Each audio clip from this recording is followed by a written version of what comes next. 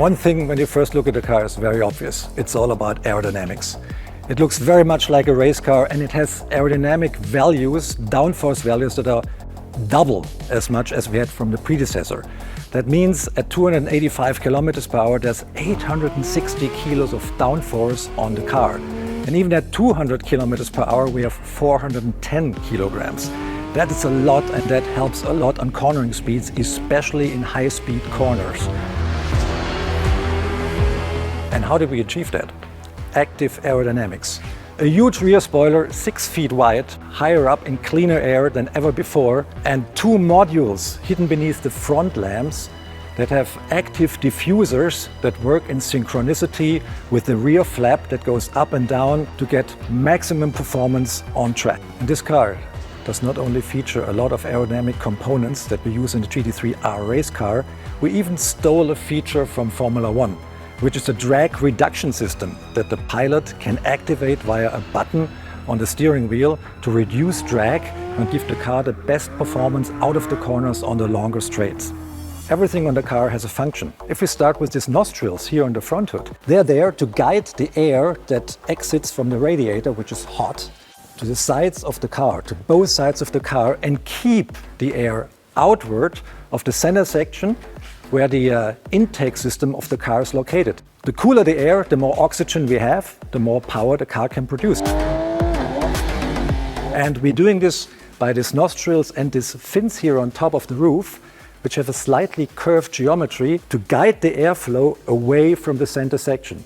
This radical aerodynamical concept is not only in the middle section of the car, it's on both sides of the car as well. The airstream enters here, and there's not a radiator anymore like on the predecessor. There is a module hidden beneath the headlamps that is electronically operated with 2 diffusers. So we guide the air through these diffusers, guide it on through the control arms and all the suspension parts here, which are shaped aerodynamically. So we have a profile on each control arm here that contributes to the downforce of the car big time. We have another 40 kilos of additional downforce solely by using this aerodynamically shaped control arms.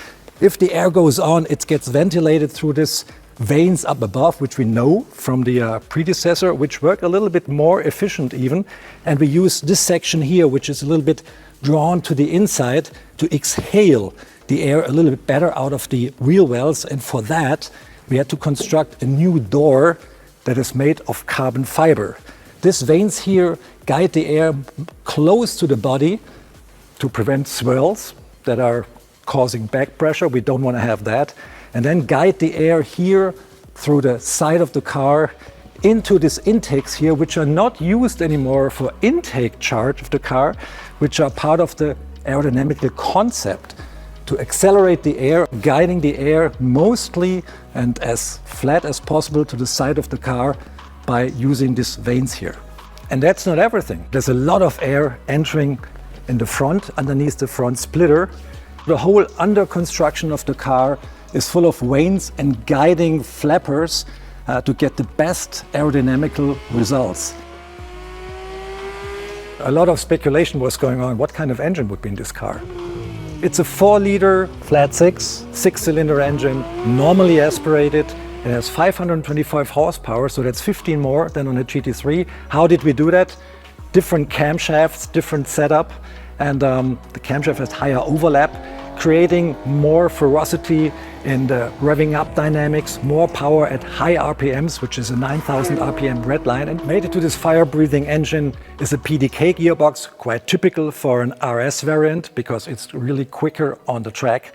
And this gearbox has a shorter final drive if you compare it to the GT3's unit to compensate the bigger wheels. 335 section tires, wider track, all ball-jointed multi-link rear axle, the newest generation of race dampers in this car, and this is neatly mated to the front end of the car, which has a 275 tire, a wider track than on the GT3 by 29 millimeters, and whole bespoke new wheel guiding components like the control arms or the wheel knuckles.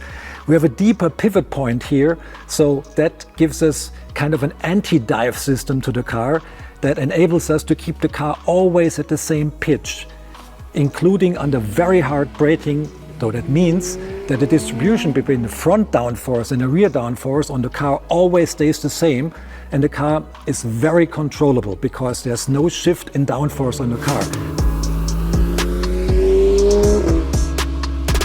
This car here has a 410mm PCCB brake system, which we know from the predecessor and which is superb on the track and on the street. As standard equipment, the car comes with a steel rotor, which is revised and enhanced over the ones we use in the GT3. The steel rotors are thicker to create more longevity on the track, and the rear calipers on this car have a different piston diameter to get even more stopping power from the super wide rear to create the best stopping times and stopping distances I think we ever had on any street car in Porsche. On the quest for maximum brake performance, we have aerodynamical aid here as well, because we can influence this rear wing, which folds up as an active air brake. So we create more resistance, more wind resistance to the car under hard braking, which even decreases the stopping times and makes stopping distances a lot shorter. There's another trick we have up the sleeve. We can control compression and rebound of the dampers in the car. The driver can do it himself. It's really very neat. You don't have to go underneath the car and play around with damper settings there. You can do it from the cockpit. We have these satellites here on the steering wheel where we can influence compression and rebound for front and rear axle. By turning the knobs, which are mirroring the same position than the satellites here, you can adjust rebound more or less front and rear and can create your own individual setup. But the PASM system, the damper control, is not all you can do here. There's another button here that says ESC TC, that's a traction control. By push of that button, you get another screen and you can adjust the traction control to your liking, and you can even turn it completely off. Another thing you can control here is the electronic rear differential. You can influence the values for coast and power to your liking. Very good if you have damp conditions or if you have a bumpier road, and you can influence the car's behavior upon braking and exiting the curve by a big time here. There will be a Weissach package as well available for the car. Traditionally, the Weissach package shows off more carbon fiber than this non-Weissach variant here. That means the front lid is carbon fiber, visible carbon fiber.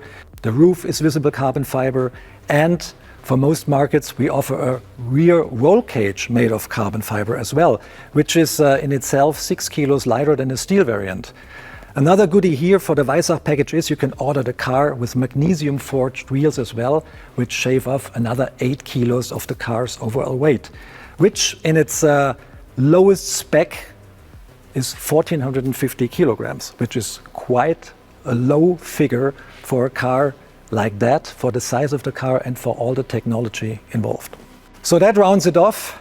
I think we have the most hardcore GT variant to date standing here behind me, and there's so much technology and innovation going on, not only to make the car faster, to make it more fun to drive as well. I love to drive it, especially in the high speeds corners on every given track. It's mind-boggling what this car can do. It's so much fun, and I really love to drive it, and I'm absolutely sure you will love it too.